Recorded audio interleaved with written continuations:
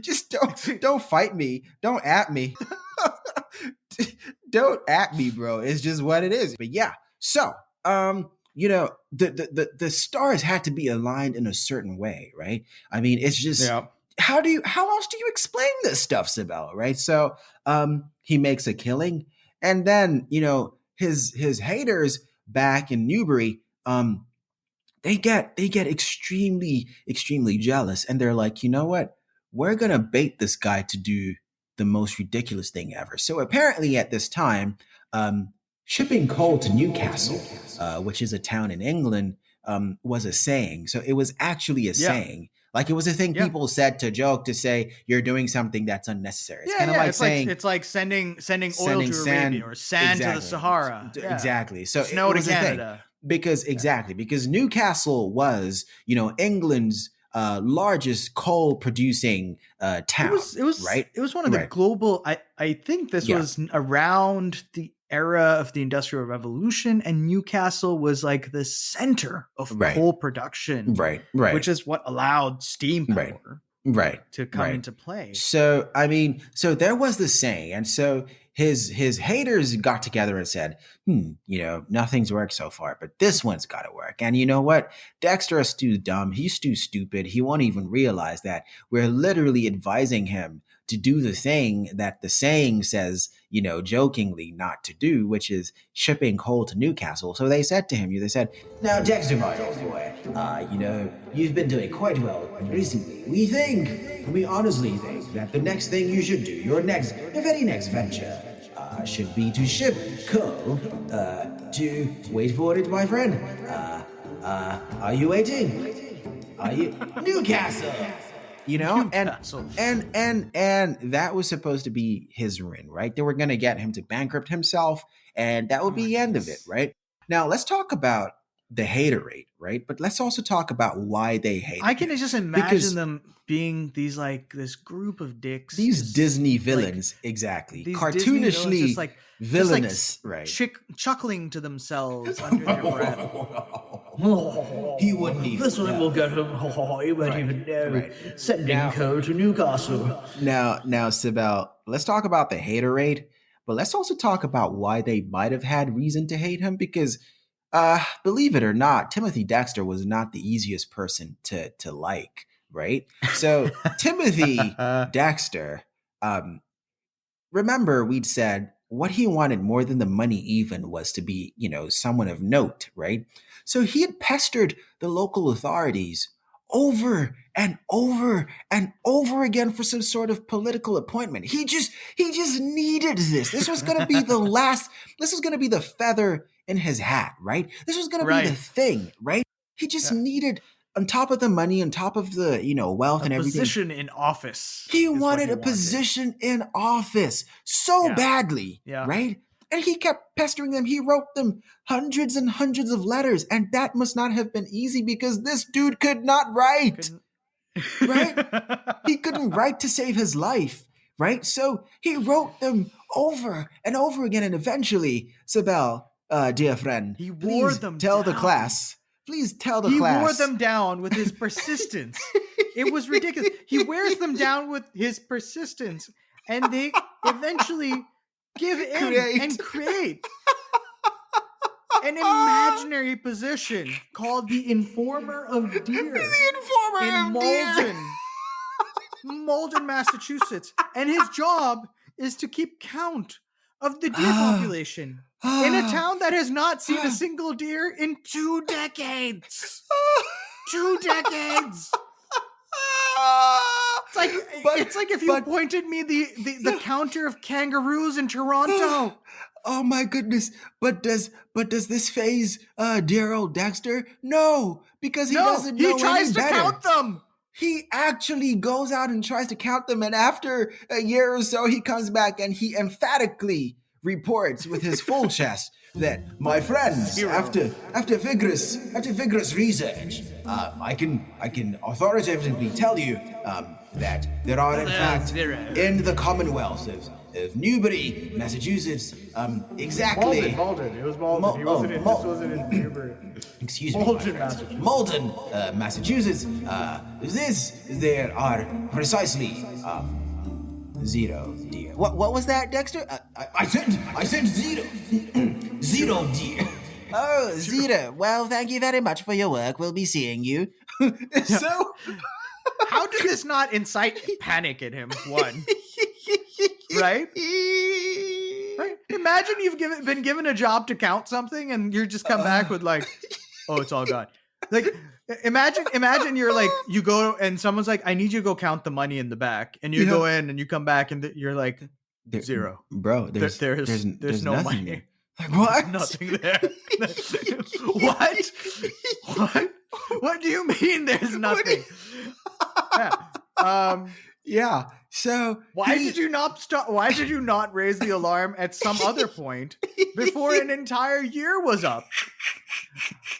There are so many questions that come to mind. More than anything, the fact that he had the persistence to wear them down, that they came up with a position. He wore them right down, and they had to give him something. So, yes, we agree. Timothy Dexter was not the most.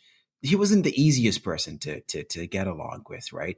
But did we finish the Newcastle? No. So I was gonna get back to that, but so yeah, right. He ships coal to Newcastle, and as fate would have it, he arrives just at the time when the coal miners of Newcastle had gone, wait for it, on strike. Strike.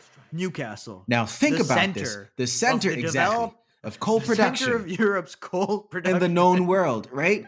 The center of coal production in the known world at such a pivotal time, they've gone on strike. And then this guy arrives with his ships loaded with coal. And of course he makes bang. He makes mad bang. And again, Dexter couldn't miss. Right? And this must have infuriated the people who asked him to send coal to Newcastle, right? Because this was going to be the grand undoing of Timothy Dexter. I mean, it's so weird, but like, here's another question. Right. Like, did they not have a moment where they were just like, you know what, maybe we should stop giving him ideas? It's like, crazy. This is just backfiring. It's crazy. Another one that I wanted to mention, which is extremely disturbing but funny as well, is in the area that he was in, they had a problem with stray cats. Such a huge problem that they actually had a town hall meeting, and they took a vote. And they said, should we destroy these cats or should we let them be? And the vote narrowly failed, right? So the vote was very narrowly. Let's destroy these cats, and that vote failed narrowly.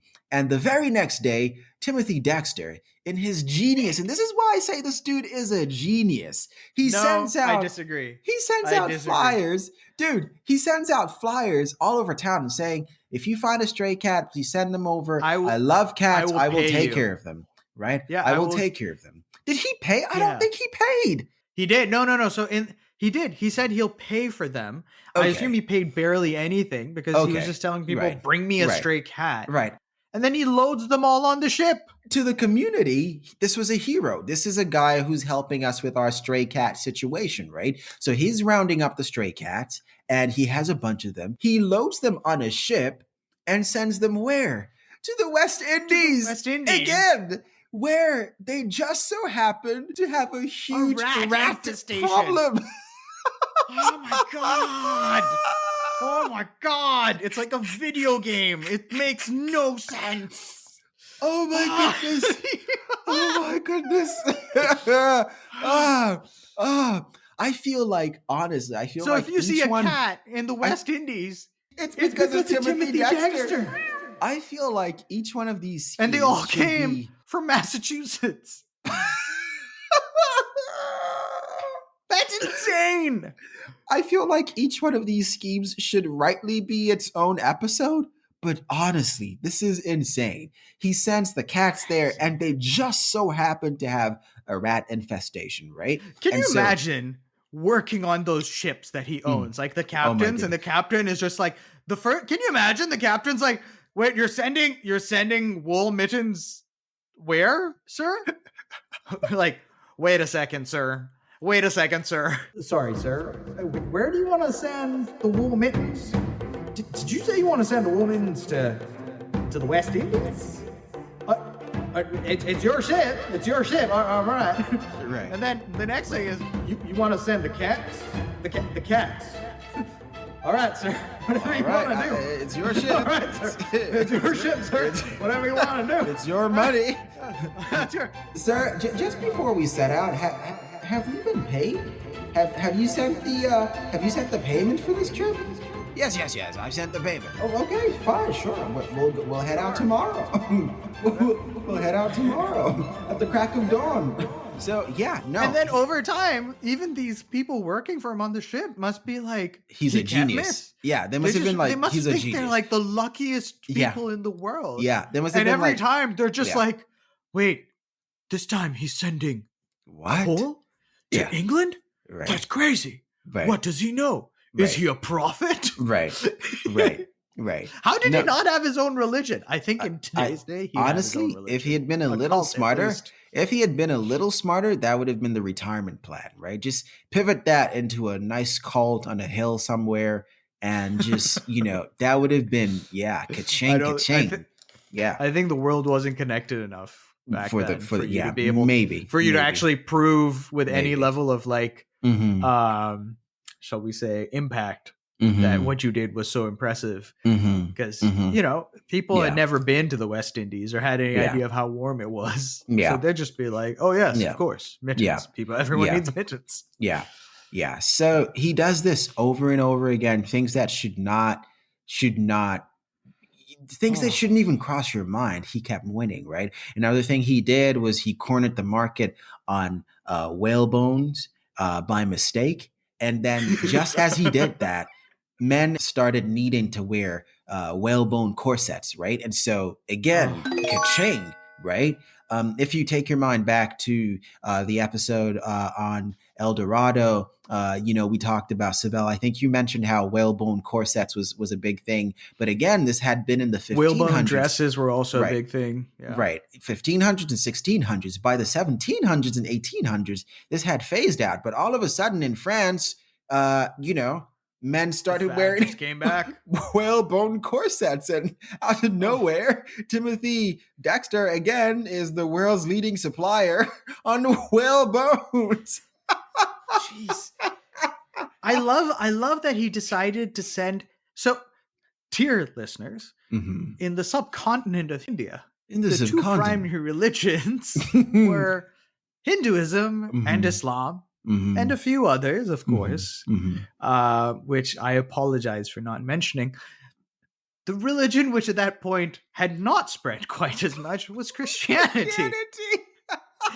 And Timothy exported Bibles to the subcontinent, which, when they arrived there, they were missionaries who somehow had a shortage of Bibles and bought them all up. Oh my God. He could not Crazy. miss. And so Timothy just went from success to success. Oh yeah, and he also sent gloves to Polynesia. he did. Basically, think of going past Hawaii. Right. Yeah. And then some traders from China picked them up, took them to Yeah. China. Yeah. Oh my God. Yeah. So again, Ah! Timothy, just the Midas touch with everything, right? But not quite everything, because his personal life was nowhere near as good. Now, he'd married rich, and this is what really, really annoys me about this guy is no matter how I think about it, he would not Uh-huh. have had that initial seed capital for any of this stuff to even be possible if he hadn't married rich.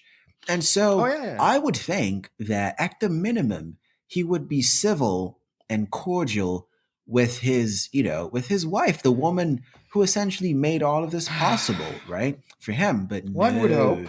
No. He No. mistreated her so badly. And in fact, he took to telling guests at his, at his mansion, that